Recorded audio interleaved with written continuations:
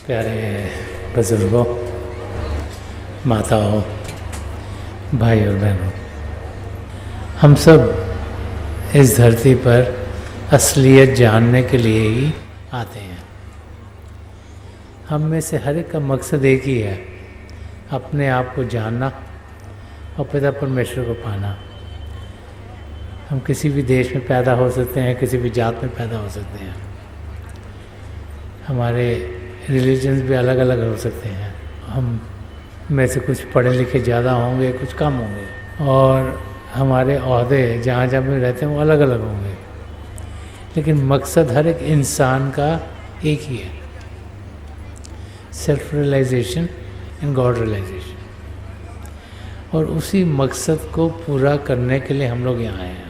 इंसान इस माया की दुनिया में जीते जीते अपने मकसद को भूल जाता है और वो बाहर की चीज़ों को पाने में ही लगा रहता है। इंसान सोचता है शायद धन दौलत ज़्यादा होगी तो उसका मकसद पूरा होगा, उसे कमाने में लग जाता है। सोचता है शायद दिमाग तेज होगा, इंटेलिजेंस ज़्यादा होगी तो शायद मकसद पूरा होगा, तो नॉलेज गेन करने शुरू कर देता है। कि वो सोचता है शायद रिलेशनशिप्स अच्छे होंगे तो चीज़ें सही होंगी, सुख चैन समझेंगे, तो वो करना शुरू कर देता है। और उसी में इंसान को जो समय दिया गया है इस शरीर में, इस मानव चोले में, वो गुजरना शुरू हो जाता है। महापुरुष जब भी इस धरती पर आए हैं, बार बार हमें समझाते चले आए हैं कि हम सब ने अपने मकसद को पूरा करना है। पहले तो ये जानना कि मकसद क्या है, कि अपने आप को जानना और फिर पिता परमेश्वर को पाना। इस समय हम सब अपने आप को एक शरीर ही समझते हैं, लेकिन महापुरुष समझाते हैं कि हम शरीर नहीं, हम आत्मा हैं जो उस शरीर को जान दे रहे हैं। जब तक इस शरीर में आत्मा होगी, ये शरीर देखता भी है, सुनता भी है, चलता भी है, बोलता भी है और कार्य भी करता है।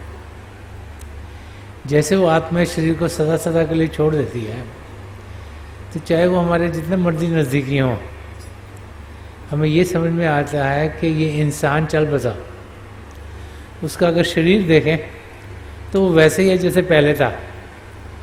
कोई लेंथ में फ़र्क नहीं पड़ा, कोई शक्ल में फ़र्क नहीं पड़ा, कोई फेस में फ़र्क नहीं पड़ा, कोई चीज़ें छोटी बड़ी नहीं हुई। तो वो ताकत जो हमें जान देती है उसे आत्मा कहा गया, वही परमात्मा का अंश है। और उसकी जानकारी पाना ही हमारी ज़िंदगी का ध्येय है। शरीर को तो हम अच्छी तरह से जानते हैं, और अब साइंस ने तो तरक्की बहुत की है, जो अंदर के ऑर्गन्स हैं उनकी भी समझ आनी शुरू हो गई, कैसे चलते हैं, कैसे काम करते हैं। लेकिन आत्मा की जानकारी कहाँ से पाएं? बाहर की कोई ऐसी चीज़ नहीं जो हमें आत्मिक ज्ञान दे सकती है, क्योंकि बाहर की चीज़ें सिर्फ चंद क्षणों की हैं। कुछ भी इस दुनिया में देखे सब टेम्पररी है। कोई कुछ मिनट्स का होगा, कोई घंटों का होगा, कुछ महीनों का होगा, कुछ सालों का होगा, लेकिन समय के साथ हर एक चीज़ डिसइंटीग्रेट हो जाती है, हट जाती है, ख़त्म हो जाती है। बड़ी बड़ी बिल्डिंगें भी बनी हैं, वो भी टाइम से ख़त्म हो जाती हैं। पेड़ पौधे, जो कुछ भी इस धरती पर आता है वो सीमित टाइम के लिए है, लेकिन हमारी आत्मा सदा सदा के लिए जीवित रहती है। इंसान की मौत के समय ये नहीं कि आत्मा मर गई, शरीर मरता है, शरीर काम करना बंद करता है। इसीलिए चाहे हमारे पिताजी हों या माताजी हों या दादाजी हों या दादी जी हों या चाचा जी हों, चाची जी हो या हस्बैंड हो या वाइफ हो या बच्चे हो, तो हम क्या करते हैं, उस इंसान को जिससे हम बहुत प्यार प्रेम करते हैं, उनसे बहुत हमें लगाव है, जैसे ही हमें लगता है इनमें से आत्मा चली गई, ये कुछ कर नहीं पा रहे, तुम कहते हैं इनको घर से निकालो, इनको क्रीमेट करो, शरीर को आग लगा दो या को बरी करो, इनको दफना दो, कि माटी का शरीर बना था, ये माटी में हम मिला देते हैं, क्योंकि हम सबको अंदर से समझ आती है कि इंसान चला गया, वो जो चला गया उसका अनुभव हम जीते जी कर सकते हैं, जिसे जीते जी मरना कहा गया है, डाइंग वाइल लिविंग। जीते जी इंसान इस शरीर से ऊपर उठकर अपने को असली रूप में जान सकता है। यही बार बार बार महापुरुष हमें समझाते चले हैं। आजकल का टाइम बहुत साइंटिफिक है, हर एक चीज़ जब तक साइंटिफिकली प्रूव ना हो इंसान मानता नहीं। पिछले 25-30 सालों में एक नई फील्ड साइंस में निकली जिसे कहते हैं field of near death experiences. वो इंसान जो मौत के बड़े करीब आ गए थे, कोई ऑपरेटिंग टेबल पर था, कोई ट्रॉमा में था, किसी का एक्सीडेंट हुआ, एकदम से उन्होंने देखा कि हमारा एग्जिस्टेंस शरीर से अलग है। हॉस्पिटल में डॉक्टर और नर्सेज शरीर पर काम कर रहे हैं, लेकिन उन इंसानों ने देखा कि हम शरीर से ऊपर हैं। वो सब सुन रहे थे कि डॉक्टर्स क्या बोल रहे हैं, नर्सेज क्या कर रही हैं। फिर बड़ों ने कहा कि हम ऑपरेटिंग थिएटर की दीवार से ऐसे ही निकल गए और अपने रिश्तेदारों को बाहर वेटिंग रूम में घबराए हुआ देखा। कईयों ने कहा हम 200 मील यहाँ गए, किसी ने कहा 400 मील यहाँ गए, किसी ने कहा मैंने अपने कज़न को देखा, किसी ने कहा मेरे को ये अनुभव हुआ। और फिर सब ने कहा कि हम ऐसी जगह पहुँचे जहाँ रोशनी रोशनी थी, इतनी रोशनी के हमने कभी पहले नहीं देखी थी। लेकिन जब रोशनी ज़्यादा होती है उससे गर्माइश होती है, जैसे बड़े बड़े लैंप लगे हैं तो यहाँ बहुत हीट भी फेंक रहे हैं, इससे गर्माइश होती है। लेकिन वो कहते हैं ऐसी रोशनी थी जिसमें कोई उस किस्म की बहुत गर्माइश नहीं थी, लेकिन प्रेम ही प्रेम था।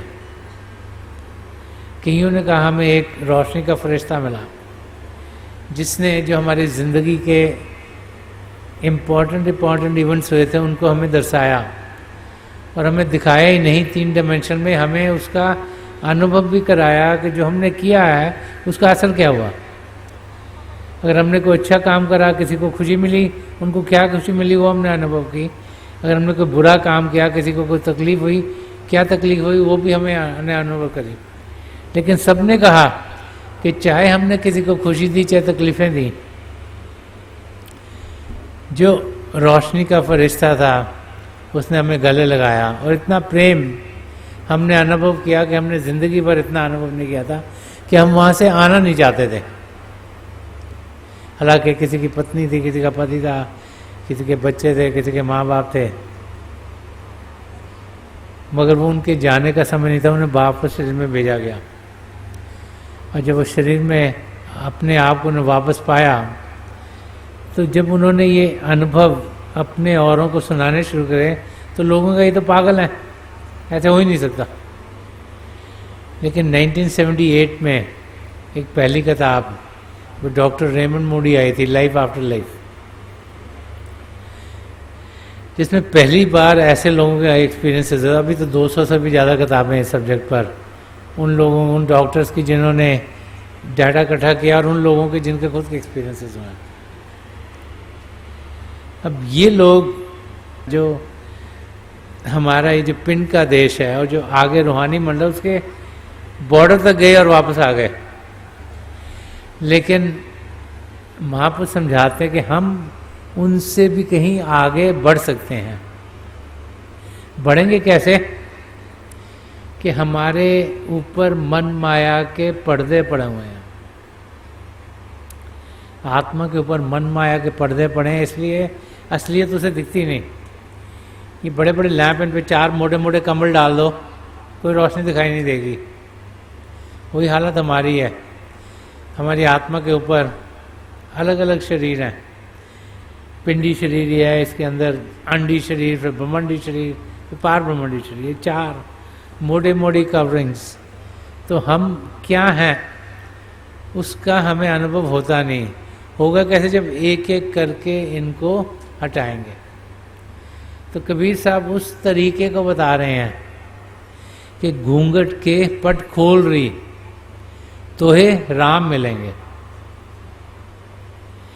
कि जब जो छुपी हुई चीज़ है जो कि पर्दे के अंदर है, उन पर्दों को जब तक हटाएंगे नहीं तो असलियत मिलेंगे नहीं। हम बता रहे हैं राम पिता परमेश्वर को कहा गया। कबीर साहब ने एक जगह और भी फरमाया है राम के बारे में। वो कहते हैं कि 4 किस्म के राम हैं। कि एक राम दशरथ का बेटा, एक राम तो वो है जो राजा दशरथ के बेटे थे। एक राम घट घट में बैठा। एक राम वो है जो हमारा मन है, क्योंकि जैसे मन कहता है हम वैसे ही करते हैं। और फरमाते कि एक राम का सगल पसारा। एक राम वो है जिसे काल कहा गया है, जिसके दायरे में निचले 3 मंडल पिंड भणवन के मंडल चलते हैं और उसी में कर्मों का विधान है। और एक राम सबों तो न्यारा। ये चौथा राम है, ये संतों का राम है। ये पिता परमेश्वर है, ये परमात्मा है, ये ईश्वर के लिए कहा गया। तो यहाँ कबीर साहब फरमा रहे हैं कि घूंघट के पट खोल रही तो हे राम मिलेंगे। कि जो मन माया के पर्दे हमारी आत्मा के ऊपर पड़े, इनको उतारो, को हटाओ, तो अंदर आपको प्रभु मिलेंगे, पिता परमेश्वर मिलेंगे। इस शरीर को हरि मंदिर कहा गया। क्यों? क्योंकि इसमें परमात्मा बस रहे हैं। प्रभु कहीं आसमान में या किसी और प्लैनेट में नहीं, हम सबके अंदर हैं। जब अंदर की दुनिया में हम झांकेंगे, अंदर की दुनिया में जाएंगे, तो उनकी जानकारी हम जरूर पाएंगे। यही यहाँ कबीर साहब फरमा रहे हैं। वो कह रहे हैं कि हे इंसान, तू जो दलदल में फंस गया, दलदल से निकल। ये तेरे ऊपर जो पर्दे पड़े हैं इनको हटा, ताकि जिस मकसद से तू इस धरती पर आया है, जो अपने आप को जानना है और पिता परमेश्वर को पाना है, वो मकसद तेरा पूरा हो जाए। और इस शब्द के ज़रिए वो समझा रहे हैं कि ज़िंदगी कैसी जीनी होगी अगर इन पर्दों को हटाना है। कि घट-घट में तो है साई बसता है। कि कण कण में तुम्हारे अंदर पिता परमेश्वर है। हर एक जीव में पिता परमेश्वर है, कण कण में प्रभु समाये हुए हैं। कि घट-घट में तो है साई बसता है। कि जिसको भी तुम मिलते हो, हर एक दिल में, चाहे वो इंसान है, चाहे वो जानवर है, चाहे वो परिंदा है, प्रभु बस रहा है। क्योंकि उसी से उसको जान मिल रही है। हर एक में आत्मा है, जो भी लिविंग चीज़ है उसमें आत्मा है। कि घट-घट में तो है साई बसत है, कटु वचन मत बोल रहे। तो कह रहे किसी से भी तुम ऊंचे नीचे लफ्ज़ मत बोलो, कि ज़िंदगी प्रेम से गुजारो। ये देखो कि तुम्हारे लफ्ज़ों से किसी को तकलीफ़ ना हो। तुम्हारे लफ्ज़ ऐसे हों जो औरों की तकलीफ़ पर मलहम लगा दें। अपने आप को औरों से अच्छा मत समझो और उनको धुतकारते मत रहा करो। ये जानो कि हम सब एक हैं, एक पिता एकस के अंबारक। कि एक पिता परमेश्वर, हम तो सब उसी के संतान हैं, सब एक ही हैं। और सबसे प्रेम से बातचीत करो, व्यवहार ऐसे करो जैसे आप चाहते हो वो आपसे व्यवहार करें। तो कोई भी नहीं चाहता कि कोई उसे गलत शब्द बोले, तो हम भी किसी को गलत शब्द ना बोलें। जिंदगी ऐसी जिए जिसमें प्रेम ही प्रेम हो। कि घट-घट में तो है साई बसत है। कि जिनको भी हम मिलते हैं, जिस सृष्टि में हम जी रहे हैं, जिसे एटमॉस्फेयर में रह रहे हैं, वहाँ पे सब में प्रभु बस रहे हैं, क्योंकि कण-कण में प्रभु समाये हुए हैं। इसका अनुभव इंसान को जब होता है तब उसको समझ में आता है कि कण-कण में प्रभु समाया है। सुना तो हम सब नहीं होता है। अनुभव कब होगा? जब घूंघट के पट खोल रही, जब ये कवरिंग्स हटेंगी, जब असलियत दिखाई देगी, जब उसका एक्सपीरियंस करेंगे हम सही मायनों में शरीर नहीं आत्मा है। और जब ये भी लगेगा कि जैसे हम में आत्मा ऐसे किसी और में भी है, अगर हम प्रभु का अपने अंदर अनुभव कर रहे हैं तो औरों के अंदर भी प्रभु है, तब सही मायनों में अंडरस्टैंडिंग क्लियर होती है कि घट घट में प्रभु बस रहे। और फिर इंसान बड़े प्रेम से, बड़ी आदर से एक दूसरे को मिलता है, क्योंकि जब वो किसी को मिलता है फिर वो इंसानी रूप नहीं देख रहा, वो उसमें प्रभु का रूप झलकता हुआ देख रहा है। और जहाँ भी प्रभु का रूप झलकता हुआ हमें दिखाई देगा, हम बड़े आदर भाव से उस इंसान से मिलेंगे। तो यही फरमा रहे कि हमारी जिंदगी ऐसी हो जो प्रेम से भरपूर हो। और आगे बता रहे हैं कि क्या गलतियां इंसान करता है, कि धन यौवन का गर्व न कीजिए। बहुत सी बार अगर इंसान कोई पैसे कमा लेता है तो घमंडी हो जाता है, उसको लगता है मैं तो बहुत समझदार हूँ, मैंने इन्वेस्टमेंट अच्छी करी, मैंने बिजनेस अच्छा करा, मैंने पैसे बचा लिए और कमा लिए हैं। तो कह रहे हैं कि धन यौवन, और जब इंसान युवा की अवस्था में होता है, जब शरीर सबसे ज़्यादा तंदुरुस्त होता है, जब उसमें सबसे ज़्यादा ताकत होती है, जब वो सबसे सुंदर होता है, तो उस स्टेट में भी इंसान घमंडी बन जाता है, उसमें ईगो आ जाती है। तो कह रहे हैं धन यौवन का गर्व ना कीजिए। कह रहे हैं कि ज़िंदगी ऐसे जियो कि अगर आप युवा की स्टेट में हो या अगर आप बहुत धनवान हो गए तो उसके ऊपर आप ईगोइस्टिक मत हो, उसकी हुमे में मत आ जाओ, गर्व से मत जियो। क्यों? क्योंकि झूठा पंचरग चोर रहे। अगर ये जो एग्जिस्टेंस है, ये जो चोला है, ये शरीर है, भी 5 तत्वों का बना हुआ है, ये झूठा है, ये माटी का है, माटी में मिल जाएगा। ये है कि देखा जाए तो हड्डियों का ढांचा जिसके ऊपर मांस पड़ा हुआ है, बीच में ऑर्गन्स हैं जो चीजें चलाते हैं। तो शरीर तो यही है, तभी जब इंसान की मौत होती है उसको माटी में मिला दिया जाता है। चाहे हम क्रीमेट करें, जो कि शरीर को आग लगाते हैं, वही प्रोसेस से 5 एलिमेंट वापस सृष्टि में चल जाएं, चाहे दफना दें तो जमीन के अंदर शरीर को डाल देते हैं कि माटी का शरीर बना है, 5 तत्वों का बना है, उसमें ही जाके मिल जाएगा। तो कबीर साहब फरमा रहे हैं कि आप इस शरीर, क्योंकि वो युवा स्टेट में है या तंदुरुस्त है या ताकतवर है या सुंदर है, या आप इन धनवान हो गए, तो उसके गर्भ में मत लीजिए, क्योंकि शरीर कब ढलता है उसका पता नहीं लगता, कब इंसान अमीर से गरीब हो जाता है उसका भी पता नहीं लगता। और जो अपनी ही घमंड में जीता है वो कभी भी असलियत को जान नहीं पाएगा। अगर हमने अपनी ईगो को संभाल लिया तो हम पिता परमेश्वर को जरूर पाएंगे। एक जगह और कबीर साहब ने फरमाया, और वो यही समझा रहे हैं कि कैसे हुमे को कंट्रोल करना है। तो बता रहे हैं जहाँ मैं है वहाँ हरि नहीं। मैं मतलब घमंड आ गया, मैं हूँ ये, मैं हूँ वो। जहाँ मैं है वहाँ हरि नहीं, जहाँ हरि है वहाँ मैं नहीं। कि जहाँ पे घमंड आ गया वहाँ पे पिता परमेश्वर नहीं मिलते, और जहाँ पे पिता परमेश्वर मिलते हैं वहाँ पे कोई घमंड नहीं है। अब फरमा रहे हैं कि प्रेम गली अति सांकरी, जा में दो ना समाए। कि प्रभु को पाने का रास्ता जो है वो प्रेम का रास्ता है। वो गली इतनी पतली, उसमें 2 जा ही नहीं सकते, हमको एक होना है।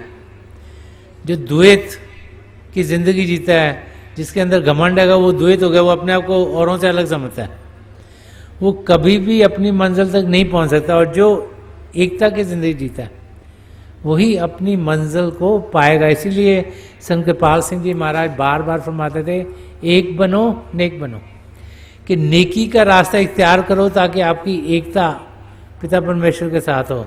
यही यहाँ कबीर साहब फरमा रहे हैं कि वचन ऐसे बोलो जो किसी के मददगार हों, उनमें किसी को तकलीफ ना पहुँचे।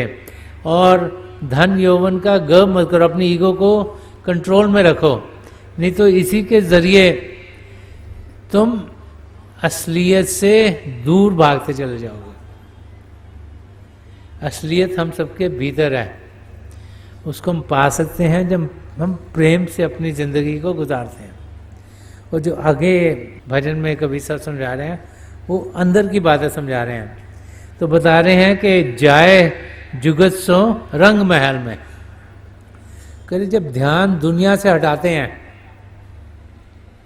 रंग महल अंदर के मंडलों को कहा गया है। वो मंडल जिसे चिदाकाश कहा गया, जैसे यहाँ बाहर आकाश है, अंदर भी एक आकाश है जिसे चिदाकाश कहते हैं। जब रूहानी मंडल हम सबके भीतर हैं, वो कहीं बाहर नहीं। तो फरमा रहे हैं जाए जगत सो, कि भाई इस दुनिया से ध्यान हटाओ, अंदर के रंग महल में पिया पाओ री अनमोल। तो कह रहे हैं कि जब अंदर की दुनिया में जाओगे तो पिया अपने सदगुरु और पिता परमेश्वर को कहा हुआ है कि हमारी आत्मा एक लवर है और परमात्मा बिलावड है। तो पिया हम सबके प्रभु हैं, चाहे हम इंसानी चोला में, चाहे हम स्त्री के रूप में, चाहे पुरुष के रूप में, हम सबके पिया पिता परमेश्वर हैं, परमात्मा है। तो कहा गया कि वो परमात्मा जो अनमोल है, उसे खरीदा नहीं जा सकता, उसकी वैल्यू नहीं लगा सकते। उसको ये नहीं कि भाई इतने करोड़ रुपए में मिलेंगे या ये दे के मिलेंगे या वो दे के मिलेंगे, वो अनमोल है, उनको हम खरीद नहीं सकते। बट हम उनको पा सकते हैं। कैसे? कि जब हम अंदर के रंग महल में जाएंगे, जब अंदर के जो चिदाकाश है उसमें जाएंगे, जो अंदर के स्पिरिचुअल रीजन्स है उसमें जाएंगे, जो अंदर के रूहानी मंडल हैं जब उनमें जाएंगे, तब हम अपने पिता परमेश्वर को पा लेंगे। जिस मकसद से हम इस धरती पर आए वो हमारा पूरा होगा। तो यह समझा रहे हैं कि प्रभु को पाने के लिए हमें अंदर की दुनिया में कदम बढ़ाना है। तुलसी साहब ने भी फरमाया कि रास्ता शारग में है दिलवर को पाने के लिए। दिलवर का है पिता परमेश्वर को, कि अगर पिता परमेश्वर को पाना है तो शारग जो है उसको सुषुम्ना नाड़ी भी कहा गया है, कि जो सुषुम्ना नाड़ी का रास्ता, जो बीच का रास्ता है, क्योंकि कई रास्ते, एक ईड़ा है, एक पिंगला, एक लेफ्ट वे, एक राइट वे है, वो कई यौगिक टेक्निक्स हैं जो उनका इस्तेमाल करते हैं, लेकिन जो सन्मत का रास्ता है ये सुषुम्ना नाड़ी का इस्तेमाल करता है। तो फरमा रहे हैं कि उस रास्ते को इस्तेमाल करके अंदर की दुनिया में बढ़ो, और जब अंदर की दुनिया में बढ़ोगे तो फिर पिता परमेश्वर जो कि अनमोल हैं उनको आप पालोगे। उनको किसी पैसों से खरीदा नहीं जा सकता, कोई एजुकेशन से समझा नहीं जा सकता। ये अनुभव की बात है, ये ध्यान टिकाने की बात है। तुलसी साहब ने एक जगह और भी फरमाया कि दिल का हुजरा साफ कर जाना कि आने के लिए ध्यान ग्यारों का उठा, उसके बिठाने के लिए, कि अंदर से अपने आप को हम साफ करें। हुजरा होता है जो मस्जिद की सबसे शांत जगह होती है, जब मौलवी जाके आराम करते हैं। तो दिल का हुजरा, सबसे शांत जगह दिल की आत्मा, कि दिल का हुजरा साफ करके आत्मा के ऊपर जो मैल पड़ी है, जो गंद पड़ गया है, जो माइंड मैटर इल्यूजन के पर्दे हैं, उनको हटाओ। शरीर की जान आत्मा, आत्मा की जान परमात्मा, कि परमात्मा को पाने के लिए तो ध्यान ग्यारों का उठा। जो बाहर की सब चीज़ें सब ग्यारह हैं, ये सब हमारा समय लेती हैं, हमें असलियत से रोकती हैं। और अगर हमने पिता परमेश्वर को पाना है तो बाहर से ध्यान हटाकर ध्यान प्रभु की और करना होगा। तो जो भी टेक्निक्स हैं भजन अभ्यास की, जिनमें सिमरन करना पड़ता है, सिमरन प्रभु के नाम का जाप को कहते हैं, कि प्रभु के नाम के जाप को हम करें ताकि अटेंशन प्रभु की और होगी, तो हम देखेंगे कि हमारा अभ्यास बेहतर होता चल जाएगा। शरीर शांत और मन शांत हो, मन तब शांत होगा जब प्रभु की ओर लगेगा, तब अपनी मंजिल की ओर बढ़ना शुरू जाएंगे। और आगे फरमा रहे हैं कि रंग महल में दीप जारे ले, आसन से मत डोल रही। अब जो तरीका है मेडिटेशन का वो समझा रहे हैं। वो कह रहे हैं किसी आसन में आपने बैठना है, कोई ज़रूरी नहीं आप कैसे बैठ, किसी भी तरीके से बैठ सकते हो, लेकिन वहाँ पे बैठ के फिर हिलना जुलना नहीं है।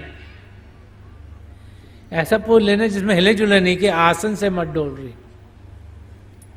कि शांत और शरीर को शांत करना है। ये जो 5 इंद्रियां हैं जिसके ज़रिए हमारा ध्यान बाहर जा रहा है, देखने की इंद्री, सुनने की इंद्री, सूंघने की इंद्री, चखने की इंद्री, स्पर्श की इंद्री, इनसे अटेंशन बाहर जा रही है, इनको अंदर की ओर लाना है। तो अगर एक शांत जगह ढूंढें और बैठ जाएं तो हम देखेंगे 5 इंद्रियां आसानी से अंदर होते हैं। अगर जगह शांत है तो कोई शोरगुल नहीं हो रहा, सुनने की इंद्री अंदर को चली गई। हम जहाँ भी बैठे हैं तो हमें कोई अगरबत्तियाँ जलाने की ज़रूरत नहीं, कोई उसको एटमॉस्फेयर को स्पिरिचुअल बनाने की ज़रूरत नहीं, तो सूंघने की इंद्री अंदर को खिंच जाएगी। जब ध्यान टिकाएंगे हम खाएं पिएंगे नहीं, तो चखने की इंद्री अंदर को खिंच गई। चाहे हज़ारों की तादाद में इकट्ठे होकर हम अभ्यास करें, हमने देखना है कि हमारे शरीर का ऐसा किसी और को ना लगे, नहीं तो वो हिलेगा इंसान तो हम भी हिल जाएंगे और स्पर्श की इंद्रिय हमारी बाहर को चल जाएगी, और आंखें बंद करेंगे तो देखने की इंद्रिय भी अंदर को चलेगी। तो एक शांत जगह ढूंढ के बैठ के आंखें बंद करेंगे तो पांचों इंद्रियां अंदर की ओर खिंच जाती हैं। तो जब वो अंदर की ओर खिंचती हैं तो यहाँ अपने सामने अंधेरे में रोशनी के चिन्ह दिखेंगे। तो यहाँ पर कबीर साहब जो पहली स्टेज जहाँ पहुँचते हैं, जैसे सहनदल कमल, उसकी बात कर रहे हैं कि रंग महल में दीप जा रहे थे, कि जब हम शरीर को शांत करके, मन को शांत करके अंदर की दुनिया में अपनी सदगुरु की दया में से बढ़ते हैं तो कई स्टेजेस से गुजरते हैं। जो पहली स्टेज है जिसको सहनदल कमल कहा गया है, वहाँ 1000 दियों की रोशनी दिखती है। उसके बारे में बात करें, रंग महल में दीप जा रहे के जब अंदर की दुनिया में जाओगे तो सबसे पहले आपको ये दीपों की स्टेज पर पहुंचना है। ये अंदर की स्टेज की बातचीत हो रही है कि यहाँ पर हम पहुँचे और यहाँ पे हमें दीप जलते हुए दिखाई देंगे, और जब हम वहाँ पहुँचेंगे वहाँ का आनंद, वहाँ की खुशियाँ, वहाँ के जो सुगंध है वो इतनी अच्छी है कि उसके मुकाबले में दुनिया की सब चीज़ें फीकी फीकी हैं। और ये जो अंदर की यात्रा है उसकी जानकारी यहाँ पर हमें कबीर साहब दे रहे हैं और तरीका बता रहे हैं कि शांत जगह ढूंढनी है, बैठना है, हिलना जुलना है नहीं, आंखें बंद करनी है, मन ही मन प्रभु के नाम का जाप करना है, क्योंकि अगर जाप नहीं करेंगे तो मन विचार भेजेगा और ध्यान बाहर की दुनिया में जाएगा, ताकि मन के पास ताकत ना रहे, वो सब प्रभु के नाम के जाप में बिजी रहे। तो सामने में कभी पहले तो रोशनी आके चली जाती है, फिर रोशनी के चक्र आते हैं, फिर कई बारी आसमान, सितारे, चंद्रमा, सूर्य आते हैं, फिर हमारे गुरु के नूरी स्वरूप आते हैं, फिर वो हमें यहाँ से ऊपर लेके जाते हैं। तो जो पहली अंदर की स्टेज है सहनदल कमल, उसकी बात कर रहे हैं कि वहाँ पे हमें दीप जलते हुए दिखाई देते हैं। और अगली लाइन में दूसरी स्टेज की बात कर रहे हैं, आगे फरमा रहे हैं, कहत कबीर सुनो भाई साधो, बाजे अनहद डोल रही।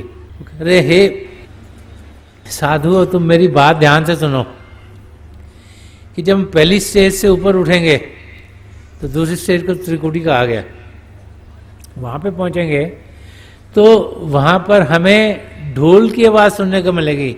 ये अनहद ढोल है जिसको बजाने के लिए कोई चीज़ नहीं चाहिए, ये खुद ब खुद बज रहा है, ये पिता परमेश्वर ने खुद चलाया हुआ है, इसको किसी इंसान के हाथ की ज़रूरत नहीं या किसी स्टिक की ज़रूरत नहीं। अब बाहर का जो म्यूज़िक है उसमें इंसान की ज़रूरत है। अभी हारमोनियम बज रहा हो तो किसी का हाथ चाहिए हवा देने के लिए और कीज को पढ़ने के लिए, अगर तबला बज रहा हो तो किसी के हाथ चाहिए। कई इंस्ट्रूमेंट हैं जिनके लिए आपको कोई वो लकड़ की सोटी या कोई चाहिए होती है बजाने के लिए, कई मुंह से बजाने वाले इंस्ट्रूमेंट्स हैं, लेकिन जहाँ से भी आवाज़ निकलती है उसमें सब में इंसान की किसी न किसी चीज़ की ज़रूरत पड़ती है उसको बजाने के लिए। लेकिन ये शब्द जो अनहद है, जिसमें कि किसी भी इंसान की कोई जरूरत नहीं, प्रभु ने शुरू करा हुआ है।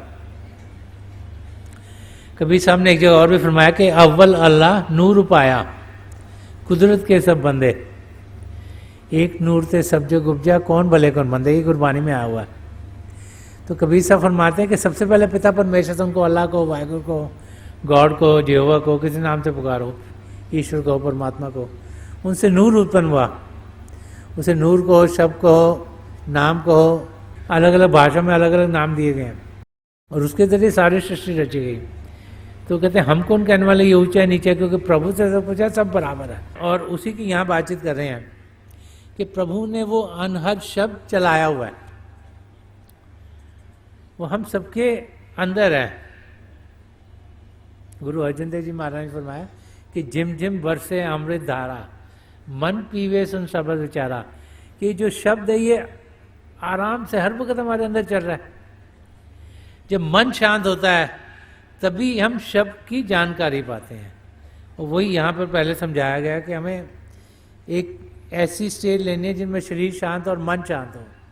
जब दोनों शांत होंगे तो हम फिर अंदर की दुनिया में जाने के लायक होंगे। कबीर साहब इसके जरिए में समझा रहे हैं कि अंदर की दुनिया में बढ़ेंगे, जिसको वो रंग महल कहते हैं।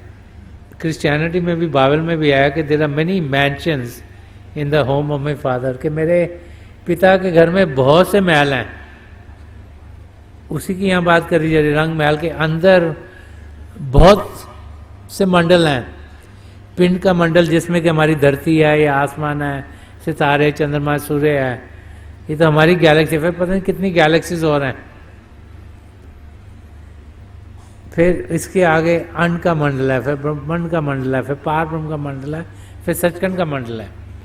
और जैसे जैसे हम एक से दूसरे में जाते हैं, दूसरे तीसरे में जाते हैं, तो हम देखते हैं चीज़ें और चेतन हुई जाती हैं, और कॉन्शियस हुई जाती हैं, और सटल हुई जाती हैं, और हम प्रभु की और नज़दीकी पा रहे हैं, और नज़दीकी पा रहे हैं, और नज़दीकी पा रहे हैं। जब सचखंड में पहुंचते हैं तब जाकर जो हमारा पिंडी शरीर है, अंडी शरीर है, ब्रह्मंडी शरीर है, पार ब्रह्मंडी शरीर, ये चारों हट गए होते हैं।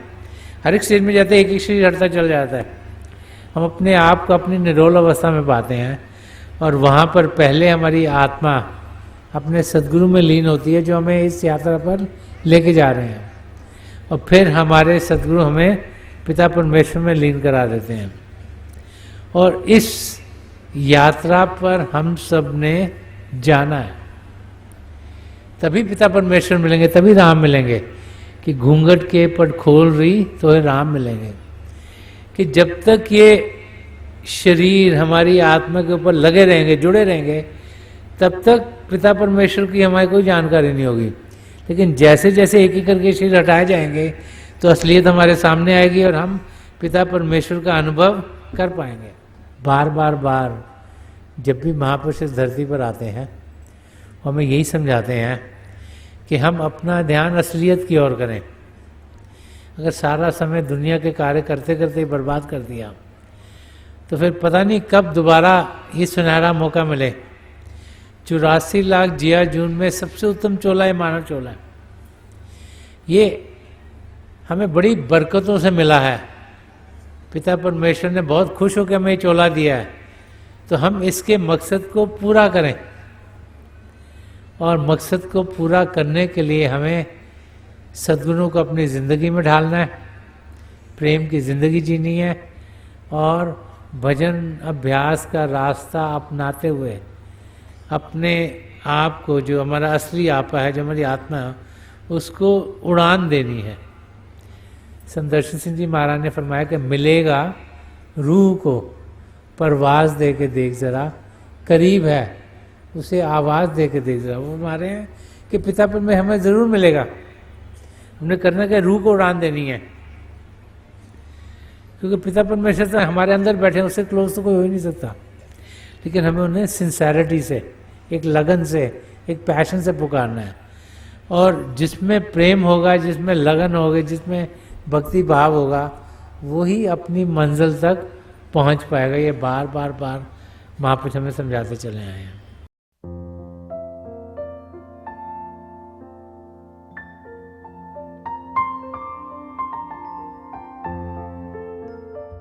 तो थोड़ी देर के लिए हम सब अभ्यास के लिए बैठ जाएं। आप जहाँ भी बैठे हैं आराम से बैठिएगा, अपनी आंखें बंद कर लीजिएगा। ये जो आई बॉल्स आँखों के डे सीधे सामने फोकस हो, जैसे 8-10 सामने आप फोकस हो। आंखें बंद करते ही वो भाई बहन जिन्हें नाम की देन मिली, आप सिमरन कीजिएगा। और जो भाई बहन यहाँ नए हैं, आप पिता परमेश्वर के किसी भी जाति नाम का जाप कीजिएगा। जाप मन ही मन करना, ऊंचा नहीं दोहराना। मेरी